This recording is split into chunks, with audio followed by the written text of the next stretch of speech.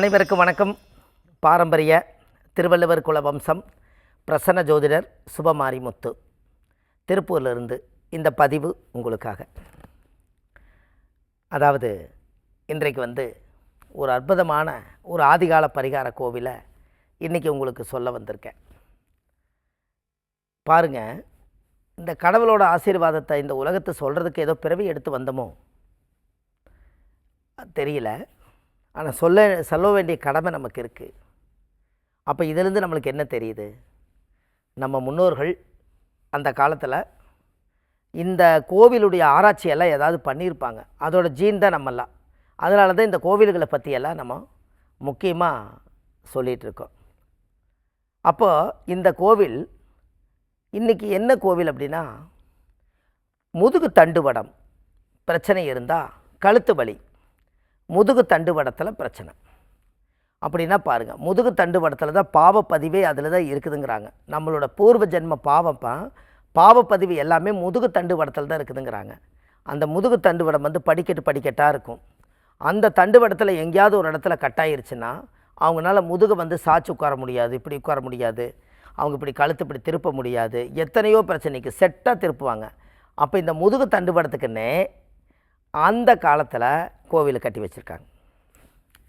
எப்படின்னு பாருங்கள், முன்னோர்கள் அந்த காலத்தில் பயங்கரமாக கோவில் கட்டி வச்சுருக்காங்க. சரியான ஆச்சரியம். அப்போ பாருங்கள், இந்த முதுகு தண்டுவடத்துக்குன்னே ஒரு பெரிய கோவில் இருக்குது அப்படின்னா அது பெரிய ஆச்சரியம் தானே இல்லையா? அப்போது அந்த முதுகு தண்டுவடத்துடைய சக்தி என்ன? பின்னாடி முதுகில் சர்ப வடிவத்தில் படிக்கட்டாக நம்ம முதுகில் இருந்து கழுத்தோட பெருநரம்பில் இருந்து அங்கிருந்த ஜாயிண்ட் உருவாகுது. கழுத்துக்கு மேலே இருந்து நரம்பு பிடிச்சு கீழே முதுகு தண்டுவடத்தில் நம்மளோட உடம்பில் அந்த குண்டலி சக்தியோட இயக்கத்தை இயக்க வரைக்கும் அந்த ஜாயிண்ட் இருக்குது. அந்த ஜாயிண்ட் நம்ம உடம்பில் அதில் எங்கேயாவது ஒரு பக்கத்தில் கிராக் ஆயிடுச்சுன்னா உங்களால் செயலிழந்த மனிதர் மாதிரி ஆயிடுவோம். நம்ம அதையும் சரி பண்ணுறதுக்கு அந்த காலத்தில் கோயில் கட்டி வச்சுருக்காங்க. எப்படியெல்லாம் ஆராய்ச்சி பண்ணியிருப்பாங்க. ஜோதிடமும் மருத்துவமும் ஒன்றாத்தான் உலகத்தில் ட்ராவல் ஆகுது. என்ன ஒரு ஆச்சரியம்னு பாருங்கள். அப்போது இந்த கோவில் இதில் ஒரு பெரிய ஆச்சரியம், இதில் ஒரு சக்தி எல்லாமே இந்த உலகத்தில் இருக்குது. அப்போ இதை நம்ம சரிப்படுத்திட்டா நம்ம வாழ்க்கையில் ஒரு பெரிய மாற்றத்தை உருவாக்கிடலாம். அப்போ இது நம்ம தெரிஞ்சுக்கணும் அல்லவா? அப்போது இந்த ஜாதகத்துக்கு இந்த முன்னோர்கள் கட்டி வச்ச கோவிலை இன்றைக்கி நம்ம பார்க்க போகிறோம். குற்றாலம் பக்கத்தில், அதாவது குத்தாலம், மயிலாடுதுறை, திருவாடுதுறை, அதுக்கு பக்கத்தில் கோமுக்தீஸ்வரர் கோவில். அது குற்றாலம் போகிற வழி, மயிலாடுதுறை, அதுக்கு பக்கத்தில் திருவாடுதுறை. இது எல்லாமே கூகுளில் சர்ச் பண்ணால் தான் அந்த கோவில் நீங்கள் கண்டுபிடிக்க முடியும். அந்த கோவிலில் முக்தீஸ்வரர் இந்த கோவில் அந்த எல்லையில் அமைஞ்சிருக்குது. அந்த கோவிலுக்குள்ள பயங்கரமான ஒரு பவர். தைல அபிஷேகம் பண்ணுறாங்க, சாமிக்கு எண்ணெய் காப்பு கொடுக்குறாங்க, விபூதி பிரசாதங்கள் சாப்பிட சொல்கிறாங்க, அந்த கோவிலுக்கு இருக்கக்கூடிய பால் அபிஷேகத்தை குடிக்க சொல்கிறாங்க. இதனால் நம்மளுக்கு குணமடையக்கூடியது முதுகு தண்டுவட பிரச்சனையும் கழுத்து திருப்பக்கூடிய பிரச்சனையும் குணமாகுது. எப்படின்னு பாருங்கள். அப்போ கோமுக்தீஸ்வர கோயிலில் தான் இது நடக்குது. அது மயிலாடுதுறை மாவட்டம். அந்த இடத்துல குற்றாலம் பக்கத்தில் திருவாடுதுறை பக்கத்தில் தான் கோமுக்தீஸ்வர கோயில் இருக்குது. உங்களுக்கு தெளிவான விளக்கத்தை தான் கொடுத்துருக்கேன். நீங்கள் மறுபடியும் கூகுளில் போய் சர்ச் பண்ணால் தான் முழு விவரம் கிடைக்கும். ஏன்னா ஓரளவுக்கு நம்மளுக்கு கிடச்சிடும். கொஞ்சம் கிராமங்களில் கோயிலுக்கு காமிச்சிருச்சுன்னா அந்த பிளேஸ் மாறி உள்ளே போய் கடைசியில் கோயிலில் போய் சேருவோம். அதனால் தெளிவாக நீங்கள் அதுக்குள்ளே போடுங்க கூகுளில். இப்படி போட்டாச்சுன்னா இந்த கோமுக்தீஸ்வர கோயிலில் என்ன ஒரு அற்புதம்னு பாருங்கள். எல்லாம் நம்ம போய் ஆராய்ச்சி பண்ணி பார்க்கும்போது அந்த முதுகு தண்டுவட பிரச்சனையே சரியாகுதுன்னா, இந்த நம்ம எந்திரிச்சு இப்போ நம்ம நிற்கிறதுக்கு ஏதாவது ஒரு வாழைமரம் அந்த ஒரு வாழைப்பழம் கொலை வந்துருச்சுன்னா ஒரு மரத்தை பிடிச்சி நிறுத்தி அந்த வாழையில் அந்த மரத்தோட கட்டி ஜாயிண்டாக வச்சங்க எடுத்து அந்த வாழை மரமே நிற்கிது, இல்லாட்டி சாஞ்சிரும். இப்போ நம்ம நிற்கிறோமே எந்த மரத்தை பிடிச்சி ஸ்ட்ராங்காக நிற்கிறோம். அப்போ நம்ம உடம்பில் முதுகு தண்டுவடத்துடைய ஸ்ட்ரென்த்து நமக்கு கீழே இடுப்பிலிருந்து மேலே நிற்கிறதே முதுகு தண்டுவடத்தோட பலத்தில் தான்.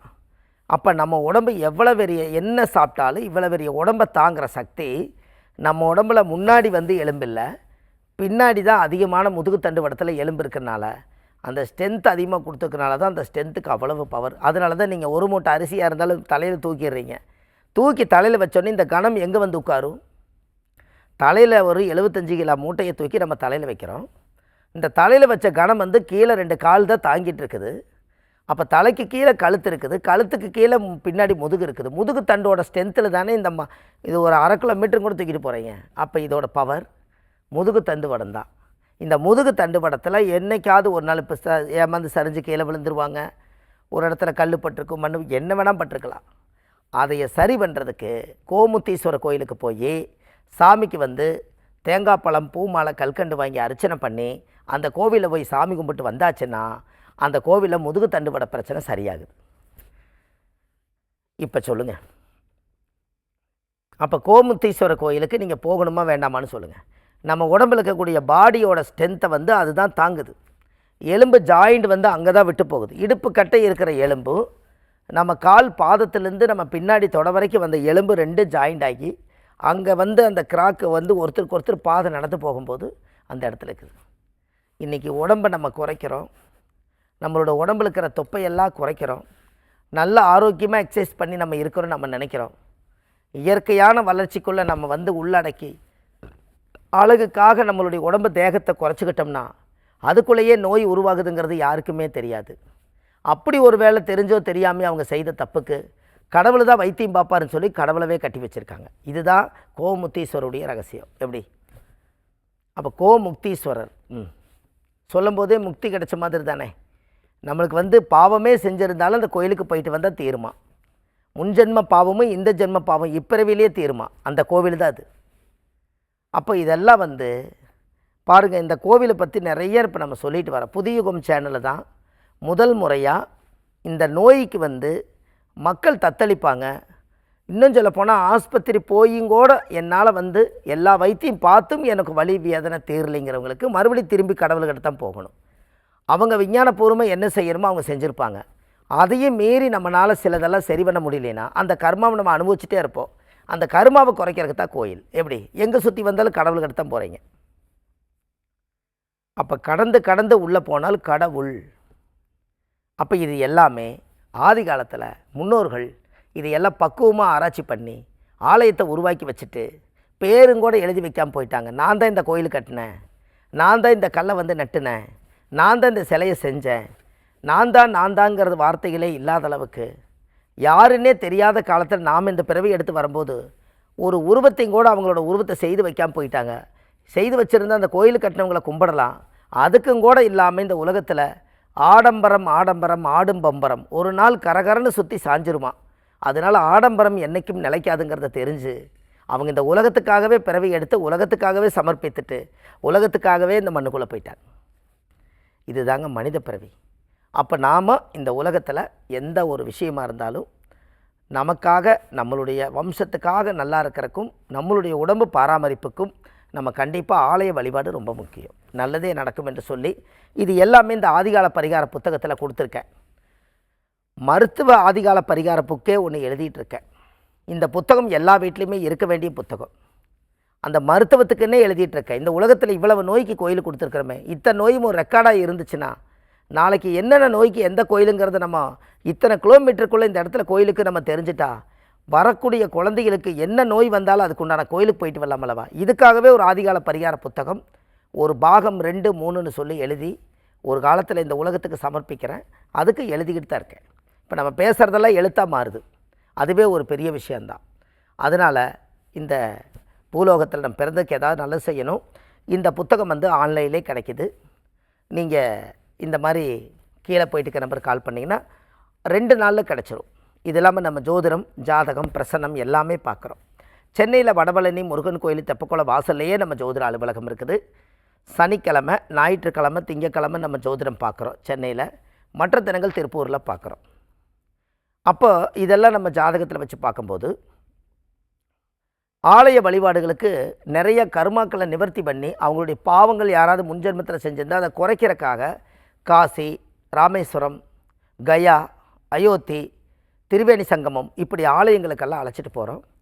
திருச்செந்தூர் இந்த மாதிரி ஆலயங்களெல்லாம் அழைச்சிட்டு போகிறோம். அதுக்குமே கீழே போயிட்டு நம்பர் கால் பண்ணிங்கன்னா உங்களுக்கு அது எப்போ கிளம்புறாங்கன்னு உங்களுக்கு தெரியும். இது இல்லாமல் இந்த ஜோதிடத்தை நம்மளோட போயிடக்கூடாதுன்னு அடுத்த தலைமுறைக்கு இதை கற்றுக் கொடுக்குறோம். இந்த ஜோதிடம் நிறைய ஆண்கள் படித்து முடிச்சுட்டாங்க. இப்போ ஒரு பேட்ச் இப்போ பெண்கள் படிக்கிறாங்க. 108 பேருக்கு இப்போ இந்த பெண்கள் இந்த மாதத்தில் படிக்கிறாங்க. அந்த படிப்பு ஒரு 108 பேருக்கு இப்போ ஒரு பேட்ச் போயிட்டுருக்குது. நல்ல விதமாக எல்லாத்துக்கும் ஜோதிடம் கற்றுக் கொடுத்து அவங்கள எல்லாம் அவங்கவுங்க ஜாதகத்தவே நம்ம ஆராய்ச்சி பண்ண சொல்கிறோம். நீங்கள் எதுக்காக பிறந்தீங்கன்னு நீங்கள் தெரிஞ்சுக்கணுங்கிறதுக்காக. இது இல்லாமல் நம்ம வள்ளுவர் வாக்குன்னு யூடியூப் சேனல் வச்சுருக்கேன். அதில் இந்த 1500 பதிவுகள் அதில் இருக்குது. அதில் சுப மாரிமுத்துன்னு யூடியூப்பில் போனீங்கன்னா நிறையா பதிவுகளை பார்க்கலாம். எல்லாத்துக்குமே முழு விவரம் தெரிஞ்சுக்கிறதுக்கு கீழே போயிட்டு நம்பருக்கு கால் பண்ணுங்கள். எடுத்து உங்களுக்கு பதில் கொடுப்பாங்க என்று சொல்லி பாரம்பரிய திருவள்ளுவர் குல வம்சம் பிரசன்ன ஜோதிடர் சுப மாரிமுத்து வாழ்வது ஒரு முறை வாழ்த்தட்டும் தலைமுறை. நன்றி, வணக்கம்.